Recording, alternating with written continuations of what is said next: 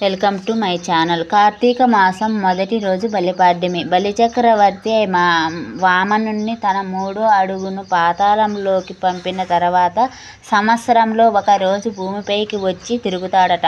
ఆ రోజునే బలిపాడ్యమిగా జరుపుకుంటారు. ఈ రోజు సాయంత్రం వేళలో వామనుణ్ణి బలిచక్రవర్తిని తలుచుకుంటూ ఇంటి ముందు మట్టి దీపాలలో దీపాలు వెలిగించాలి. శ్రీకృష్ణుడు గోవర్ధనగిరి చిటికిని వేలుతో పైకెత్తిన రోజు కూడా ఈ రోజే. అందుకే ఈ రోజును గోవర్ధన పూజ కూడా చేస్తారు. కార్తీక మాసం ప్రారంభమయ్యాక మొదటి రోజు కాబట్టి శివాలయాల్లో కానీ విష్ణు సంబంధిత ఆలయాల్లో కానీ ఆకాశ దీపం వెలిగిస్తారు.